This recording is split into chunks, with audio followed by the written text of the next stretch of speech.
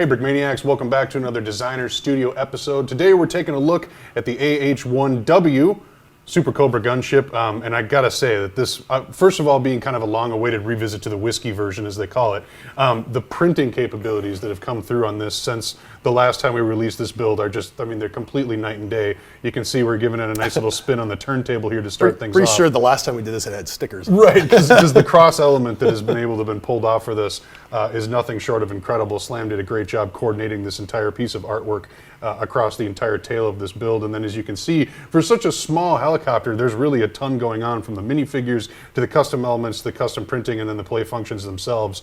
You know, this was a very popular model, especially on its initial release. And now we're all officially seeing why, as we can see the physical things in front of it. So. Right.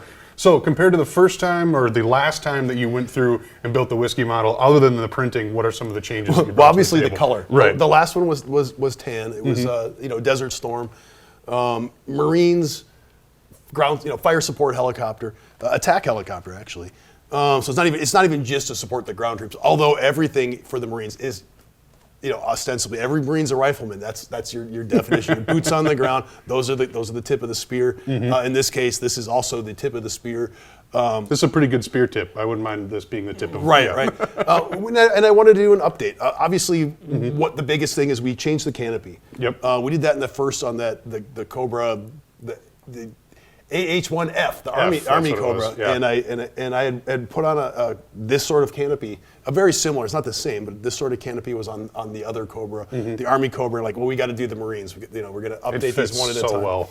And we didn't want to just jump to the Viper right away because it had been a long time. And I mean, that was very early in our Cobra days when I did the last whiskey. So we wanted to revisit this. Put it into a more recent camouflage scheme. So this is typical of, you know, basically everything after the 90s was switched to this two-tone gray. So we want to do that for sure.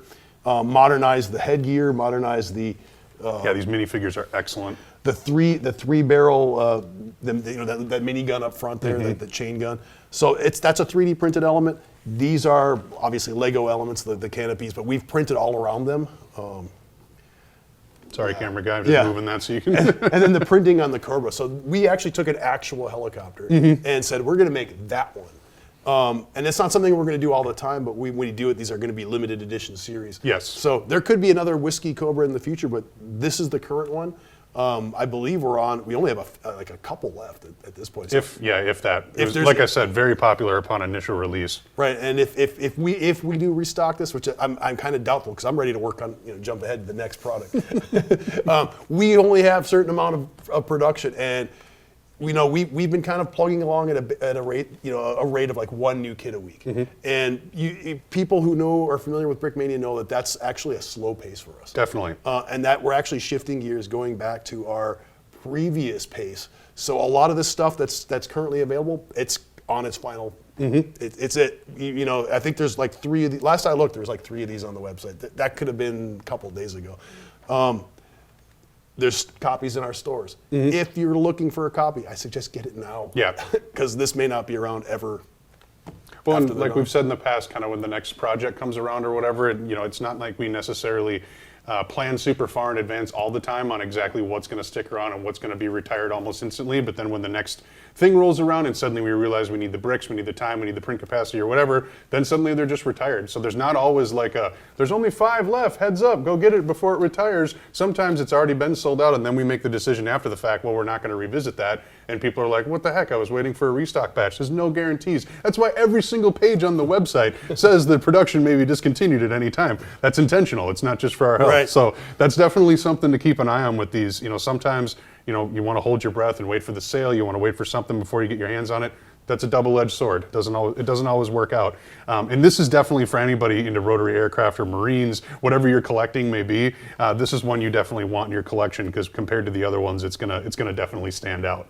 Right, and you know, printing on both sides. This is, you know, it's amazing. I was just admiring that. We were before the camera started rolling. I was looking at like, how did they do that? It's crazy. The cockpit alone. The double heads-up displays and then the ejection sheets or the seats in general they got going on in there. They're not ejection seats. Yeah, because that wouldn't make much sense with a rotor. But regardless of which, the seats in general and then the heads-up display that they've got put in there, I mean, the cockpit alone is just an absolutely incredible work of art. Right. So printing all around, definitely leaps and bounds before any of this, or above anything stuff we did in the past. Two fantastic minifigs, 3D printed helmets, and then they're 3D printed two parts. The visor is a separate piece, and then they print the helmet, they camouflage on the helmet. So. Yeah, not easy to pull off in any respects. No, not at all. Pretty much across the board. So tell me, the one question I have, and maybe you guys already know this and I'm just asking, why are the rocket pods green?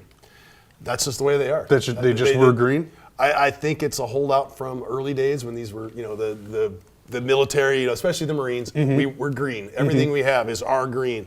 And if you go and look at one of these, look That's at a what they picture. still got on They there. only retired this like a couple of years ago, actually. So they were still flying these. And I think those rocket pods were developed, those the folding fin rockets, they were developed during the Vietnam War. And maybe they're still using that hardware from back in the day. But my guess is the contract said green, make them green, and they've just been delivered in green ever since. Why bother painting it? So No, I suppose that makes sense. I thought it added a cool bit of color to the model itself, and I was like, I wonder if that's intentional or if it's real type of ordnance or whatever. You could at the end of the whiskey's life, they actually did put sidewinders on these things. Okay. It's all about what sensors and what the equipment. This has targeting. Whatever your heads up gear, your targeting gear. They can't use all the same stuff. So these were outfitted with tow missiles. I believe we had tows on the Army version, wire guided anti-tank missiles, and I believe these can carry the tow missile as well. Now they're getting into Hellfires. So basically, it's different systems. You have laser targeting, laser designation. It's different systems. So they had to retire these. They're just basically trying to make all of their rotorcraft uniform. I believe the Venoms still can use all the same gear as this. Sure. Wow, that is amazing to think about just how many different systems you can kind of upgrade one base model to be able to work with, and then finally just the technology becomes too far advanced and you got to move on to the next thing. Right. That you can't. It's cheaper to just buy a new one or wait for the next thing to come out. Rather than trying to keep upgrading and upgrading and upgrading. And I know, the Marine Corps is famous for doing everything on a shoestring budget and cobbling together whatever they can. But the airframes, everything does have their limits. There's so much hours you can have these things in the sky before then they become such a maintenance hazard, such a maintenance beast that put out to pasture, so to speak, after that. Yep. Wow. Time to retire, and they're flying in a saltwater environment too. So there is a shorter lifespan just because of that. Yeah, a lot of wear and tear, without a doubt. Well, talk about an absolutely epic model, some incredible artwork put onto it. Definitely one, like I said, depending on what you collect, that you'd want to have it with a place of honor in your collection. Anything else detail-wise you want to go over on this thing? No, I think we've wrapped it up. This is just like a preview of things to come. So if you like this, you're going to like stuff that's coming out. Yeah, very, very cool. But if you're going to, if you like it, I'd also suggest getting it before they're gone. Make sure you get on it. You never know when that limited edition is really going to be put to the test. Yeah. And this is an excellent example of that. Well, there you have it. This is the designer studio for the Supercobra. As always, thank you very much for watching.